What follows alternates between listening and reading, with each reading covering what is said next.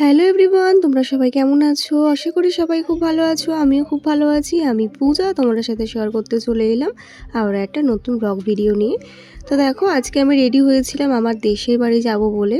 সেখানে আমাদের একটা শ্রাদ্ধের নেমন্তন্ন আছে।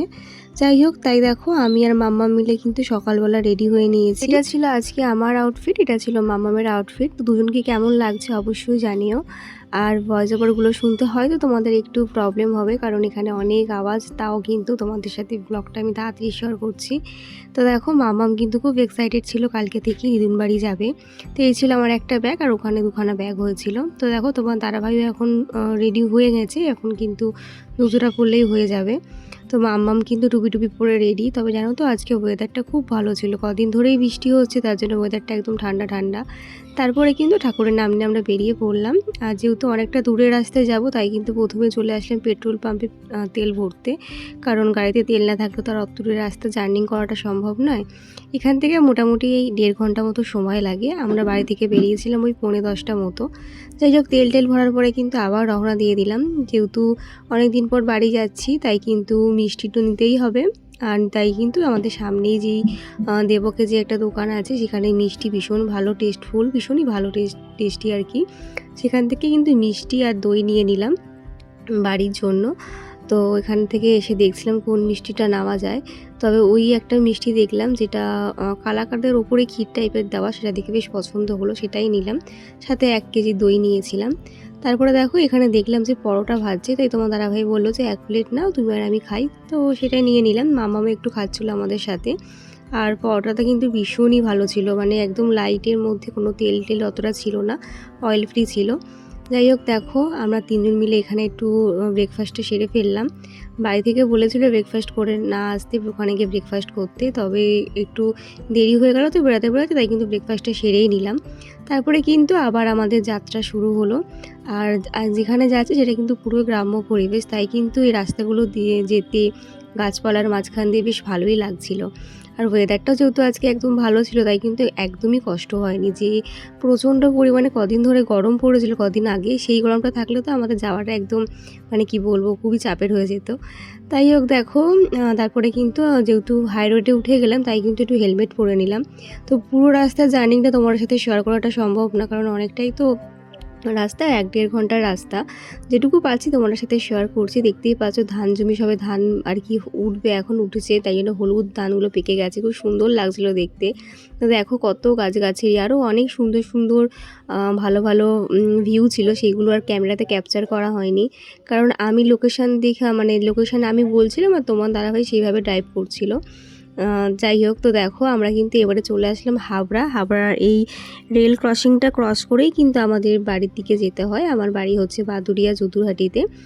তো এখান থেকে আমরা টার্ন নিয়েই কিন্তু আমরা যদুরহাটির দিকে রওনা দিয়ে দিলাম।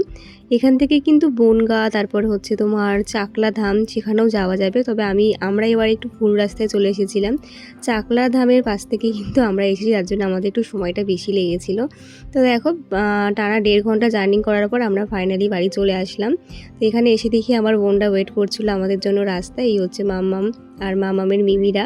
তো এসেই কিন্তু মানু নিয়ে নিয়েছিল ওকে কোলে, তারপরে চলে আসলাম বাড়িতে। তো এই হচ্ছে আমার মায়ের এক ছোট্ট একটা ঘর সাজানো গোছানো। তো তোমরা দেখে জানিও কেমন লাগছে তোমাদের। তো আমরা আসবো বলে মা ঘরটাকে নতুন করে সাজিয়েছিল, এমনিতেই সাজানোই থাকে যদিও। তো এখানে এসে অনেক দিন পরে আসলাম নিজের বাড়িতে, গ্রামের বাড়িতে, একটা আলাদা রকমই হচ্ছিল আর কি, আনন্দ হচ্ছিল। যাই হোক, তো মুখ চোখের অবস্থা খুবই খারাপ ছিল, কারণ 1.5 ঘন্টা ধরে জার্নি করে না কোমর টোমর সব ব্যথা করছিল। যাই হোক, তারপরে দেখো আসার সাথে সাথেই কিন্তু মা ব্রেকফাস্ট দিয়ে দিয়েছিল, মা আর পিসি মিলে, পিসি চা করে দিয়েছিল। তো এখানে দেখতেই পাচ্ছ অ্যাকোরিয়ামও আছে আমার বাড়ির মতনই। তো প্রথমে দিয়েছিল হচ্ছে লুচি তরকারি, তারপরে দিল হচ্ছে মিষ্টি, চা। তোমার দাদাভাইকে এত কিছু দিয়েছে, তোমার দাদাভাই শুধু চা আর একটা মিষ্টি খেয়েছিল। ও অতটা মিষ্টি প্রেমী নয়, তবে আমি এখন ডায়েট ছাড়ার পরে মিষ্টি খেতে খুব ভালো লাগে আর কি। তো এখানে দেখো মামি আর তোমার দাদাভাই মিলে একটু কথা বলছিলাম সবার সাথে। তারপরে কিন্তু তোমার দাদাভাই আজকেই চলে যাবে, কারণ ওর কালকে আবার ডিউটি আছে। আমাদেরকে দিয়ে ওই আজকে কিছুক্ষণ পরেই আর কি চলে যাবে লাঞ্চটা করে।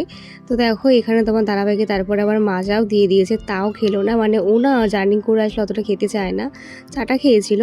তারপরে দেখো এই হচ্ছে আমার বোন। তো সবার সাথে একটু অনেকদিন পর দেখা হয়েছে, সবাইকে বলছিলাম একটু পোজ দিতে। এই যে পিসি, আমার মাসি, সবাই এখানে ছিল। মানে আজ অনেক দিন পর সবাই এক জায়গা হলে যে আনন্দটা হয় আর কি। তো তোমাদের সাথে ভয়েস ওভারটা দিচ্ছি, একটু অনেক রকম আওয়াজ পাবে, কারণ কাজের বাড়ির মধ্যে তো একটু শব্দ হবেই আর কি। তবু ব্লগটা তাড়াতাড়ি শেয়ার করব বলেই কিন্তু এখানের মধ্যে আমি ভয়েস ওভারটা দিচ্ছি। তো দেখো তারপরে সবাই আছে যেহেতু ঘাট কাজ ছিল, তো আমি, তোমার দাদা ভাইয়ের, আমার বোন পায়েল আর হচ্ছে মাম্মাম, আমরা একটু ঘাট কাজ যেখানে হচ্ছে সেখানে যাচ্ছিলাম। বাড়ি থেকে কাছেই, এখানে তো আর গঙ্গা নয়, এখানে হচ্ছে একটা পুকুরের মধ্যে ঘাট কাজটা হয়, যেখানে আর কি সব ঠাকুরের বিসর্জন হয় সেখানে। তো এখানে চলে এসেছি, এসে দেখি এখানে তো সবাই আর কি চুল দাড়ি তারপরে হচ্ছে যা কাটে আর কি, 10 দিনের ঘাট কাজ, এই কাজটা নিয়ম থাকে আর কি, তো সেটাই করছিল ওখানে দাদু, ওরা সব ন্যাড়া হচ্ছিল। তো দেখো এখানে এই পুকুরটাতেই হয় আর কি, পুকুরটা অনেকটা বড়, প্রায় 6-7খানা ঘাট, 6-7টা ঘাট আছে দেখলাম। এই হচ্ছে আমার মা, এই যে দাদা, সবাই মিলে এখানে ঘাট কাজ করছিল, আমরা দূর থেকে দাঁড়িয়ে দেখছিলাম। তো এখানে অনেকটাই হয়ে এসেছে, এবারে কিন্তু বাড়ি গিয়ে মামামকে স্নানটা করিয়ে এনেছিলাম, গিয়ে ওকে লাঞ্চ করাবো, দিন তোমার দাদাভাই লাঞ্চ করে ও বেরিয়ে যাবে। তো দেখো এখানে দাঁড়িয়ে থাকতে থাকতে দেখলাম এই গাড়িটার ওপরে অজস্র লতি, কত লতি, কেউ হয়তো তুলেছে নিয়ে যাচ্ছে বাড়িতে, দেখে বেশ ভালো লাগছিলো, তাই তোমাদের সাথে একটু শেয়ার করে দিলাম। তারপর দেখো তোমার দাদাভাই বাড়ি চলে যাবে, তাই ওকে লাঞ্চটা দিয়ে দিলাম। আজকে লাঞ্চে ছিল হচ্ছে মুগের ডাল, সাদা আলু ভাজা আর হচ্ছে পটল আলুর তরকারি। আজকে নিরামিষই হয়েছিল। যাই হোক চলো, এরপর তোমার দাদাভাই চলে গেল বাড়িতে, তো আমরা টাটা করে দিলাম। তো চলো আজকের এই পার্টটা এখানে শেষ করছি, দেখা হচ্ছে নেক্সট পার্টে। বাই সবাইকে, সবাই খুব ভালো থেকো, সুস্থ থেকো।